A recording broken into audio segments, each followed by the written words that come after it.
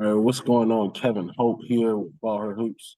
Back at you again with another update for the NCSA and NCHSAA basketball playoffs for girls. Been a lot of good games. We finally got our 2A matchup.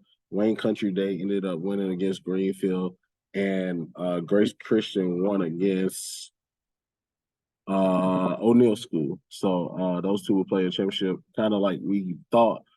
Be a really good game. That will be the 2A game. 1A will be Crossroads Christian against Northside Christian. Good luck to Northside Christian. Concord Academy will play against High Point Christian in the 3A championship. Good luck to Concord Academy. And then in the 4A championship, Cannon School will play against Raven Gap. Good best of luck to Cannon. I think those all are good games. I hate that they're doing it to where you have to pay for each game separately. So like we play at 4, I can't go watch a game at 2. I have to pay for it, and so on and so on. But let's go ahead and get into the playoffs for NCHSA. A lot of big games happened yesterday. I'll try to break it down a little more today. So we're just focusing on the region as far as the Western region. We're not going to get into the Eastern region. That'll be just too much.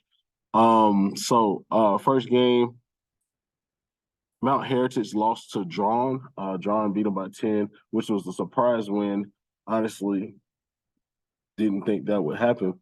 But then you got North Rowan beating Highlands. North Rowan's been on a tear. Shout out to Bailey Goodlet, breaking the scoring record for a single season. That's a lot of points that she's put up. I can't remember the total number. It was somewhere around 780, somewhere around that. But she still got more points to go because she's still playing. Easton Randolph beat Rosamond, and then Robinsonville pulled off the upset against Albemarle. I really had Albemarle going a little further this year. Cherokee, which is a team I think is really good, they moved on. They beat Mount Airy, and then East Wilkes beat Piedmont Community.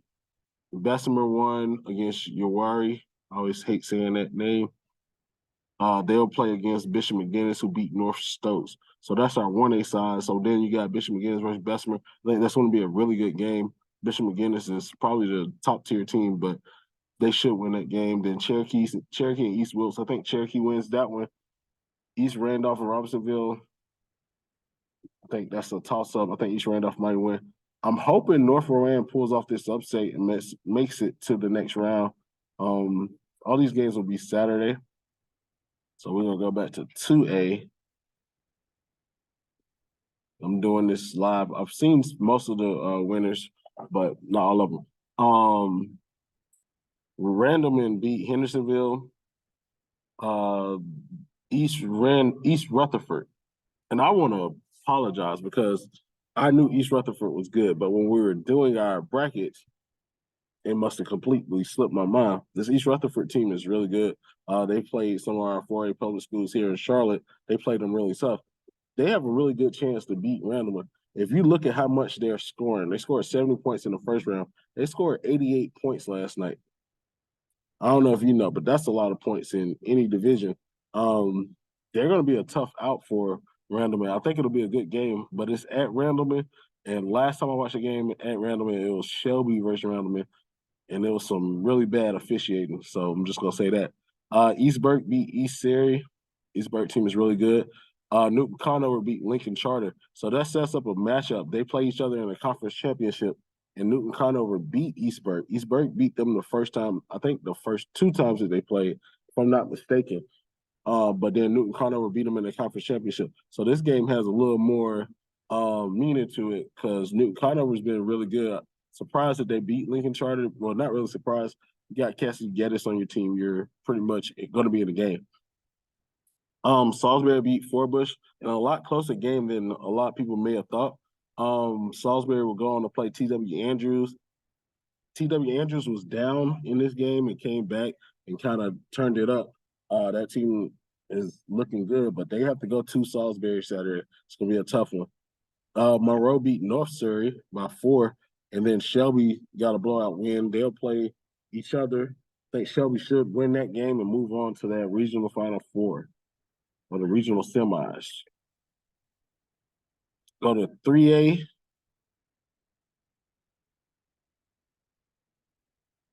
West Rowan continuing their dominance. Um, they'll play against Ashe County. Ashe County is a really good team, and they played some tough people in their division as far as like their conference play. So that'll be a good game. I got West Rowan winning because I think West Rowan wins a state championship this year. Pisgah beats Bennett.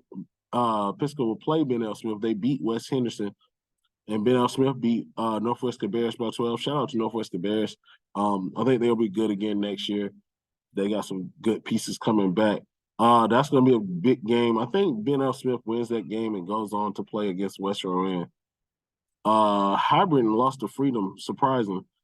Freedom, great win. They always have a great program, so it's not really too surprising. Oak Grove, Trista Charles is there. She's been amazing for that team. They'll play against Freedom at home, so it's great that they get another home game. And then St. Stephen's pulls off the upset over Hunter Huss, and then East Lincoln continues their dominance, winning by 20 against Ashbrook. So East Lincoln will play St. Stephen's. I think East Lincoln wins. I don't know between Freedom and Oak Grove. I think that's going to be a good game. I got Oak Grove winning though. And then moving on to the 4A, our last bracket. So Lake Norman, I'm gonna just start with Lake Norman, Mallard Creek. I got there. Let's talk about this traffic first. Morrisville, y'all gotta do something with that traffic. It's no reason I get off the exit and it says 2 point miles, and it's saying 30 minutes. It's ridiculous. Traffic was crazy to try to get there, but got there at the like halfway through the second quarter. Not Indy, Mallard Creek was down. But you can see the difference between the two teams, and it's not like a huge difference. It's just one team is more experienced and wants it more. Lake Norman did a great job of being aggressive the whole game, like whether it's going to the basket or the defensive side making you uncomfortable. They do that and they make you uncomfortable. And Kirsten was to the basket. No matter who you put on her, she's still going to be aggressive, and that's what she was last night. I didn't get a chance to see Kelsey Ryan go off. I heard she went off in the first half. Didn't get a chance to see it, but as you all know, Kelsey does that. She had sisters were amazing, but I think the big difference in the game, Addie Sirianni guarded L Stone, and I don't feel like Mallard Creek really made the adjustment. Like it was kind of like the whole second half, the ball was never in L's hands. Like when you have a team it's not a boxing one that they run, but they run like a scramble in one where Addie is just guarding the defender, the best player. You still have to give her the ball. There's no way that you let your best player just play without the ball the whole quarter, half, whatever it is, because she's still your best player. She needs to get her shots and she needs the ball in her hand, whether it's just to make plays or to get some shots up. So Addie did a great job of guarding her. I don't want to discredit that because Addie did her job. She did what she was supposed to do. But Lake Norman won that game. They were just more aggressive. That press that they do is crazy. I think I got it figured out kind of, but that's for another day. So we'll go to our next game, Indy versus Porter Ridge. Porter Ridge was actually up in this game, I think, at the end of the third quarter, and Indy must have turned it on. So Indy moves on to play against Lake Norman. So Indy goes to Lake Norman Saturday. That's going to be a good game. I think it's going to be the same thing, though. Cam Kitchen's going to have to deal with Addie guarding her the full game, and that's going to be it's a lot. And then you got to deal with Kirsten and the Sheehan sisters and Kelsey. Lake Norman's not a deep team. At the other Addie is really the only one that comes off the bench and plays. Jetta North is a talented freshman, but they stick with what they know to win this championship. I think they pulled that one out as well. AC Reynolds beat Myers Park. That was a surprise for me, but AC Reynolds got to move on. North Met beat Alexander Central in a good game. I think North Met and AC Reynolds will be a good game, but I think North Met wins that. Northern Guilford beat Hickory Ridge. Not really a surprise. Northern Guilford's a really good team. Shout out to Hickory Ridge. Great season. And then you got Charlotte Catholic beating Marvin Ridge. We kind of figured Charlotte Catholic was the more dominant team. When you have Blanca and Grayson, I think that makes a big difference. Shout out to Marvin Ridge as well on a great season. South Meck blew out Asheville. I had told someone, I think I told Coach Clark, I was like, I really don't think Asheville is as good as their record shows, and they kind of proved it. Shout out to South Meck. Watauga, big win versus Northwest Guilford. That South Met Watauga matchup is going to be really good. So is the Northern Guilford Charlotte Catholic.